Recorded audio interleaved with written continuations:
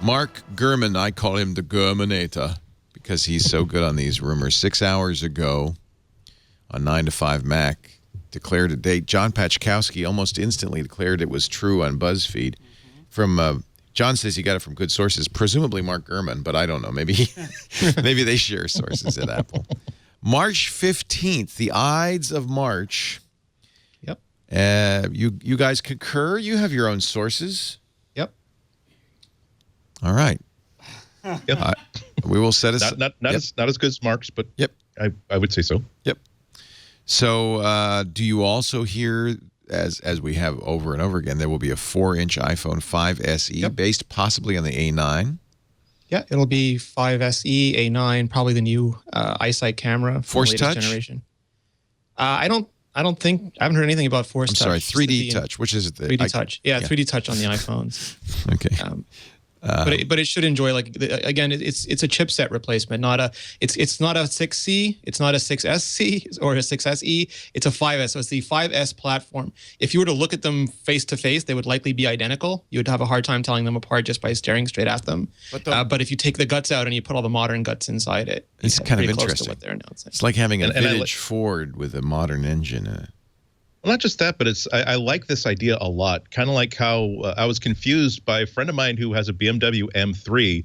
And because of software and phones, I'm thinking, oh, so the next year's model is the M4, then there's the M5. And no, there's just this thing called the M3 that they keep updating year after year after year. And people who are shopping for an M3 know what an M3 is. And so this might shed, it made me change some of my thinking on this rumor of an iPhone 7 that doesn't have a phone jack.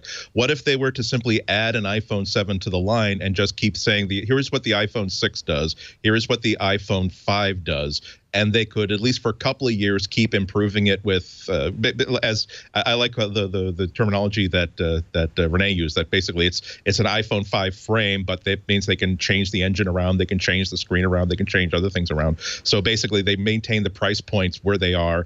People will always know that the iPhone 6 is their mainstream powerful phone that's slightly larger. They know that the iPhone 5 is always going to be their compact one that is not quite so powerful, but it will still it'll still support all the features that you hear about in the Apple ads. And then the iPhone 7 is the one for people like us who might be a couple of years ahead of other people who aren't going to start writing a 1,200-word angry think piece when at the idea of a phone that doesn't have an analog headphone jack. If this is that's just speculation, this is just thinking on my part, but I love this. If that's where they're going, I love that idea. It's the kind of thing a mature industry does, right?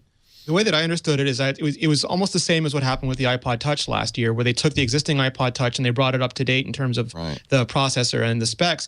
And that's because there are people who love the 4-inch iPhones, people who love the iPhone 5S, and they want to make those people's experience the best they possibly can. So right now, if you want to get a 4-inch iPhone, you get an iPhone 5S from 2012 and or 2013. And but it's not a modern iPhone. And those people, 60% of people still haven't upgraded to an iPhone 6 or higher. And some of those are because they want a smaller phone. Some is because they want the $100 cheaper price point phone. This gives all those people what they want, and they get a much better experience, and they can sort of carry forward all the new technologies and operating systems that Apple's going to introduce this year, next year, the year after.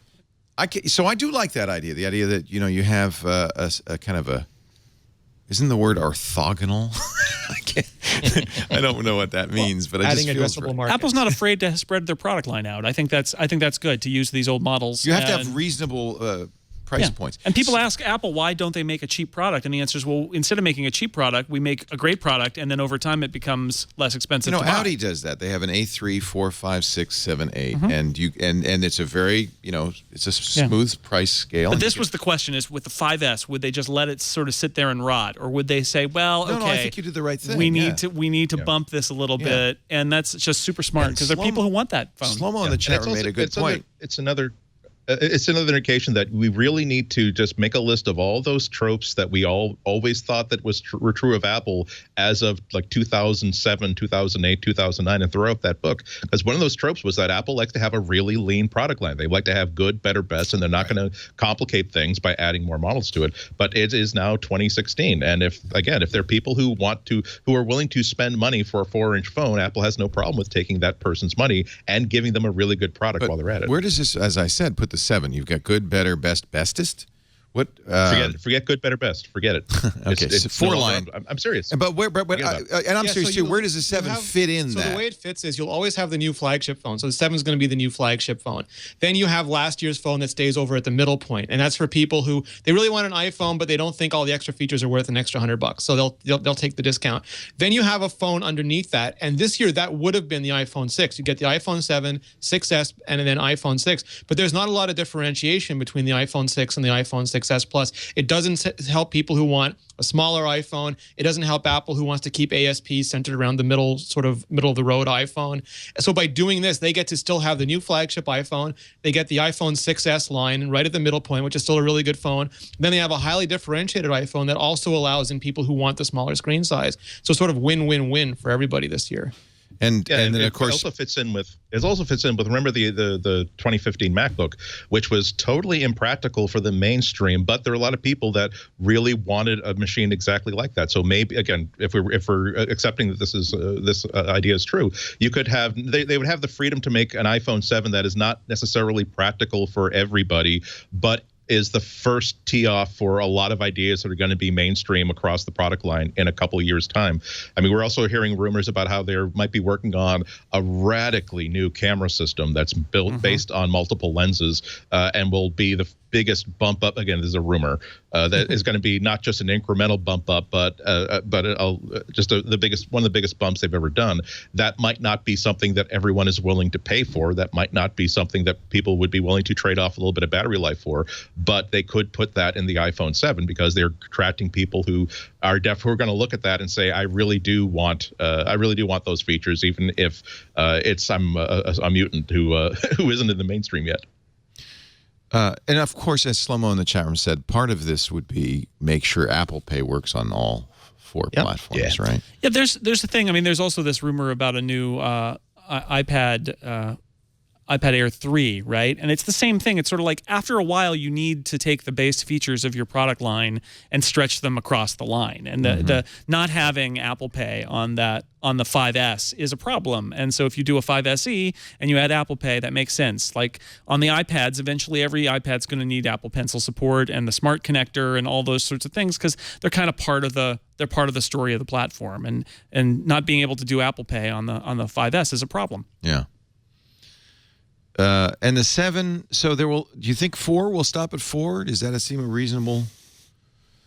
Or we have like Audi does, like 7 different models. Well, I mean, Audi also has S's. So the plus and the regular are just 2 things they're going to have now. So there's a 6S and a 6S Plus. Will they be replaced by the 7 and 7 Plus? Yeah, because again, you want to add addressable markets. Anytime you have a huge amount of market share, having one product to serve the entire breadth of that market is really hard because people have different needs. And people who want to just have an iPhone and almost run their business off an iPhone, they really value the Plus. So even if that's, out of 100 million people, if that's 10, 20, 30 million people, that's a lot. If you have the smaller iPhone, people want to put it in their clutches, their pockets. They want something small their finger can get across. Even if that's 10 or 20 million people, that's a lot. And so you have to start adding those addressable markets.